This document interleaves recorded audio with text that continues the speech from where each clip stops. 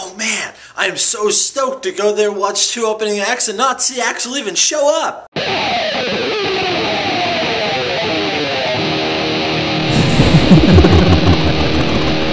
Alright, let's go.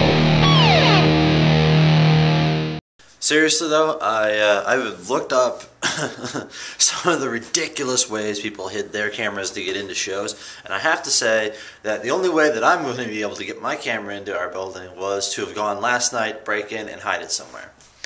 So, I mean, I wanted to bring you guys at the very least for the wait so that we could vlog stuff there, but I have no place to put it when we go into the show, so unfortunately you guys are going to have to stay home. And I'm going to have to recap the night later, which is going to be less interesting. Or is it? So I just got through beating Borderlands. That's 2 of the games on my list down. I have to say I was really disappointed in the ending, but all in all I really did enjoy the game. It was awesome, and I'm probably going to do all the way through this next 2 playthroughs and maybe another character. On a similar note, even though it doesn't look like I've gone and returned from school, I have. But I just beat the Subspace Emissary and unlocked all the characters in Brawl. I know I'm a little late, but, well, fuck you. Alright folks, well this is it. We will see you later tonight, and we'll let you know if they even bothered to come out. And we are back. Check it out. That says floor. And we got buttons. I think I left mine in my jacket. I don't check. It was a really, really good concert. The first band that came on, Danko Jones, I've never heard of them. Apparently they've been around a long time. They were good. Well, they weren't amazing. They didn't. They were amusing. They were amusing. They didn't do anything ridiculously spectacular. I don't think think I like their recorded music, but they were definitely worth seeing. But they were really good. They were really high energy. They had enough in them to make their show amazing. They had enough passion to make everything great.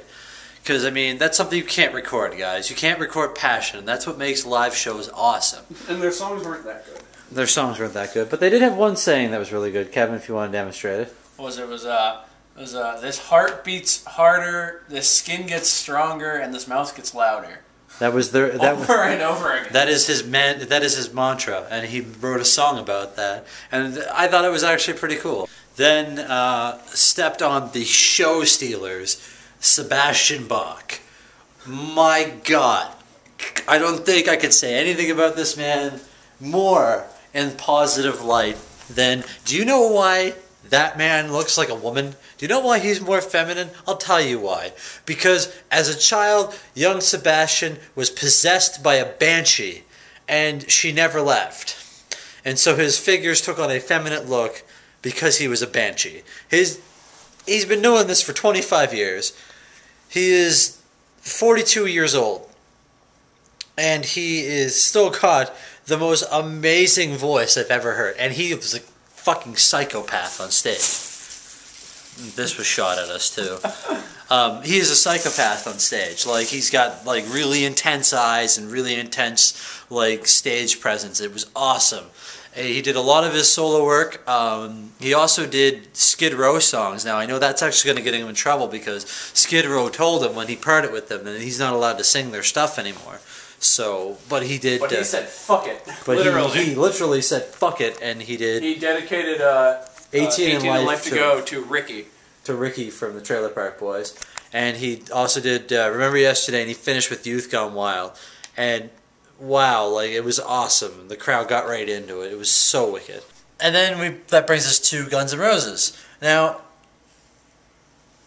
I can't. Like, I'm torn on what to say for a review for this, guys. They had a really strong opening. Like, their opening was really good. They did open the way I expected them to. There was an intro song, there was an explosion, and then they played Chinese Democracy. I didn't even like that song very much, but they really tore up the stage.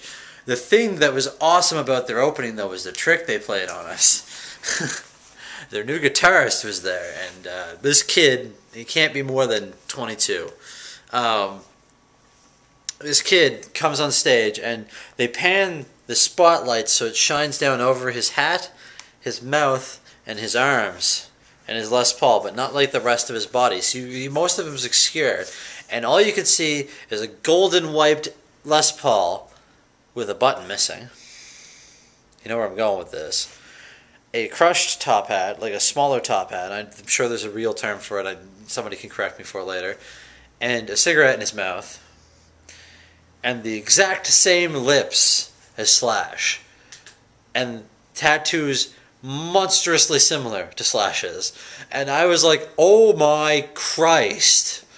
And then the lights hit him and it wasn't Slash. But this kid, DJ Ashburn, I think his name was, really fucking good. Crowd pleaser. He's a crowd pleaser. He's got a lot of charisma. He was in the crowd. Yeah, he ran around in the crowd and just played his guitar. His wireless guitar. Yeah, and you know, he had magnificent stage presence. All of them did. But the show lulled off. 7 of them. Yeah, there was a drummer, 3 guitarists, a bassist, 2 people doing random instruments, and an Axel, and then a grand piano that came out from another part of the stage. But the thing I want to drive home with this... Grand piano is not a part of the band. Grand piano is part of the band. There were 2 grand pianos, actually. I suppose. But basically, the show teetered off. Basically what I mean by teetered off is, I mean, there were parts of the song where the music when they were playing songs. They were playing songs from Chinese Democracy and from albums after Appetite for Destruction, songs that I don't really know very well, and neither did all of the crowd. So people stopped having a good time. Like, you could tell by the presence of people around. Nobody was having nearly as good a time anymore. And even with Sebastian Bach, the whole time people didn't know Sebastian's songs. I knew them, but most of the crowd didn't know Sebastian Bach's songs, and that didn't matter. Everybody was all right into it. They loved it. He got everybody to jump around and do stuff, and Axl just kept singing. And then the next song he kept singing again, and then he continued and twiddling his mic stand. Oh, by the way, he has, for those of you who are wondering, he has all of his moves still.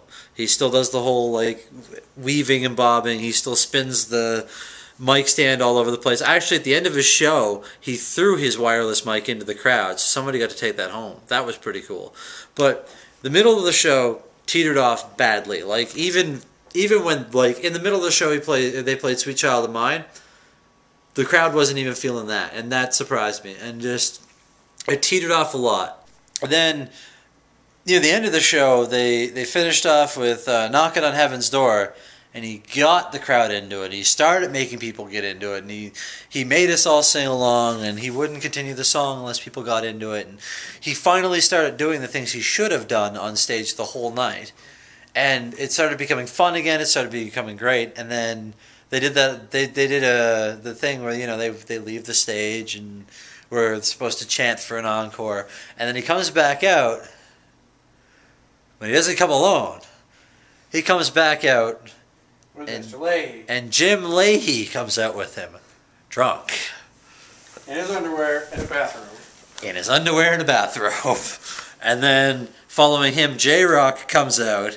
Then Ricky and Julian come out. Then Bubbles comes out.